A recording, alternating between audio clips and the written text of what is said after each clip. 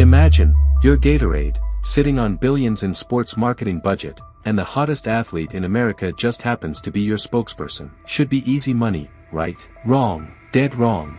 The living shit out of the Indiana Fever. So Indiana Fever, and it's been my belief that they will freaking fire everyone. And I do believe this. So if you're a Fever fan and you're hoping they'll keep Caitlin Clark, it's my belief that when push comes to shove, there's no way they can let her get away. They will fire everybody and start over. That's my belief. I cannot imagine the level of fumbling the bag that would have to be done. What happened next turned into one of the most spectacular marketing disasters in recent sports history, and somehow Caitlin Clark walked away $660,000 richer while her own league tried to pretend she didn't exist. The fallout? WNBA fans are ready to burn everything down, and honestly, they might have a point. So what exactly did Gatorade do that had fans reaching for pitchforks instead of sports drinks? It all started with their WNBA All-Star campaign, which should have been a slam dunk. Instead, it became a masterclass in how to completely misread your audience. The ad featured multiple WNBA stars, sure, but here's where it gets interesting. Gatorade decided to spotlight everyone except the one player who actually moves the needle. We're talking about the woman who single-handedly turned women's basketball from background noise into must-see television, and somehow she got the supporting role treatment in her own sponsor's campaign. Picture the boardroom meeting where this disaster was born. Some executive probably said, "Let's be inclusive, feature all the stars equally." Sounds reasonable, right? Except when one of those stars is responsible for a 400% increase in viewership and the others are playing to half-empty arenas, equal treatment isn't just bad business, it's insulting to the fanbase that actually watches your ads. Clark appears for maybe 3 seconds while players with a fraction of her impact get prime positioning. It's like featuring the opening act more prominently than Beyoncé at her own concert. The backlash was immediate and brutal. Fans didn't just complain, they went full detective mode, dissecting every frame, every second of screen time, every marketing decision that led to this moment. They timed Clark's appearances down to the millisecond.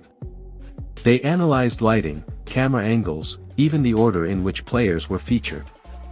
Social media erupted with accusations that Gatorade was bowing to league pressure to downplay Clark's impact. The conspiracy theories started flying faster than Clark's three-pointers, and honestly, some of them weren't that far-fetched. Industry insiders started whispering about behind-the-scenes pressure from WNBA leadership to tone down the Clark focus.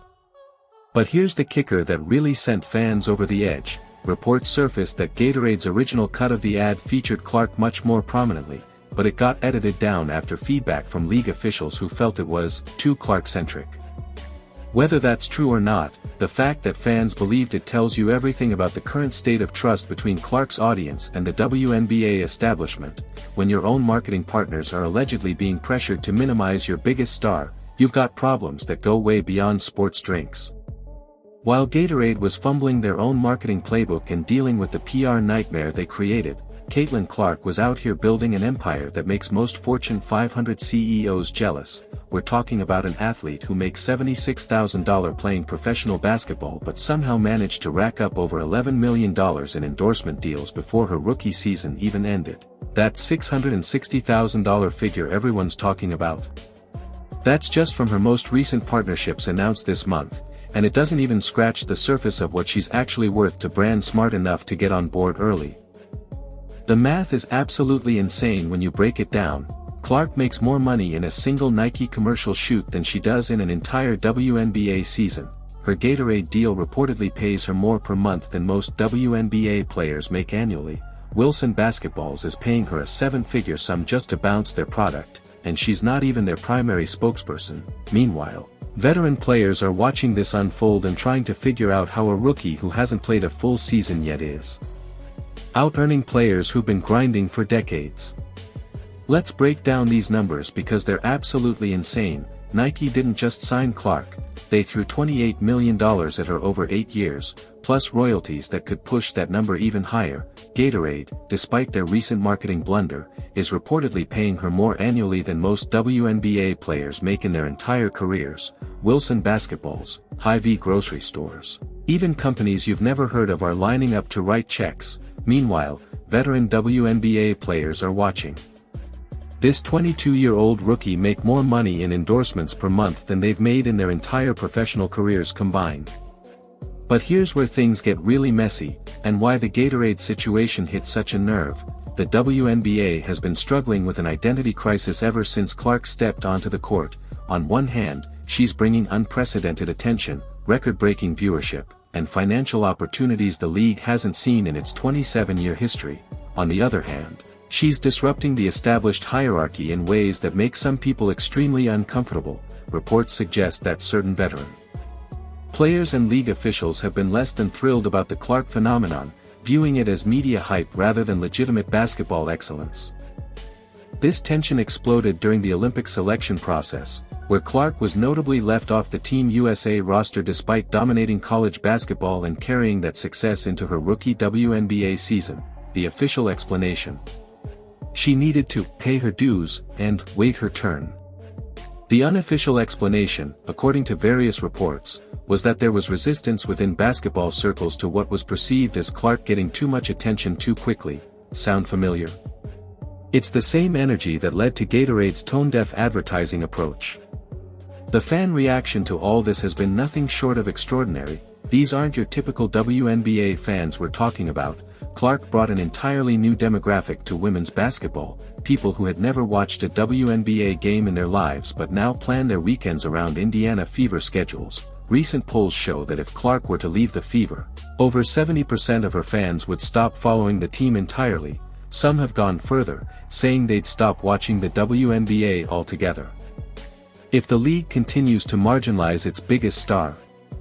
This fanbase doesn't operate like traditional sports fans. They're not tied to cities or franchises, they're tied to a player. They've got spreadsheets tracking every team's salary cap space in case Clark gets traded. They're learning about different cities, researching cost of living, planning hypothetical relocations. It's unprecedented in women's sports, and frankly, it's terrifying for everyone involved except Clark herself. And those $660,000 in recent sales. That number represents something much bigger than just endorsement money. It's proof that Clark has transcended basketball and become a legitimate cultural phenomenon.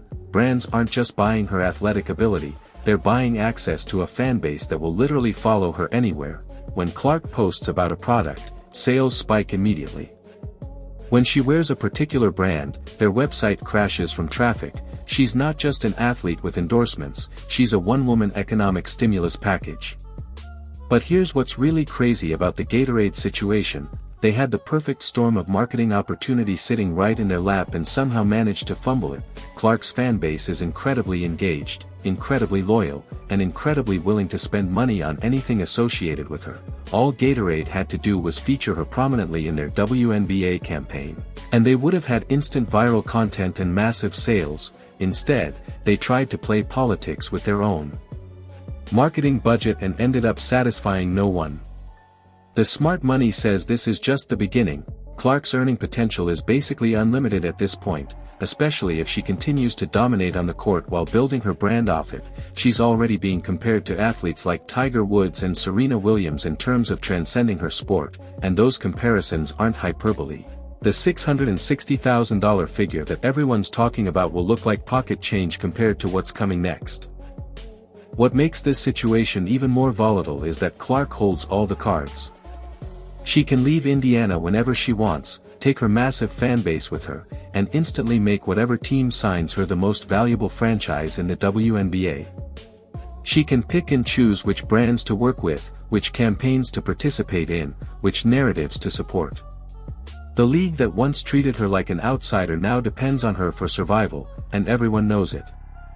The Gatorade fiasco perfectly illustrates the bigger problem facing women's basketball right now. You've got an athlete who's revolutionizing the sport, bringing in new fans and massive revenue opportunities, but the established power structure keeps trying to minimize her impact.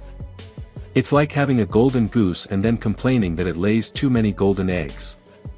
The cognitive dissonance is staggering, and fans are getting fed up with watching their favorite player get treated like a supporting character in her own success story. So what happens next?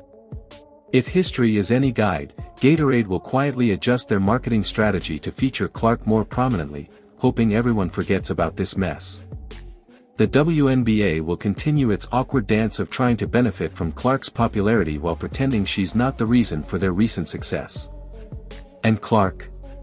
She'll keep making ridiculous amounts of money, breaking records, and building a fan base that would follow her to the moon if necessary.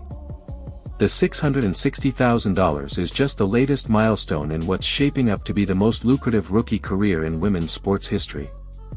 But the real story isn't the money, it's what that money represents.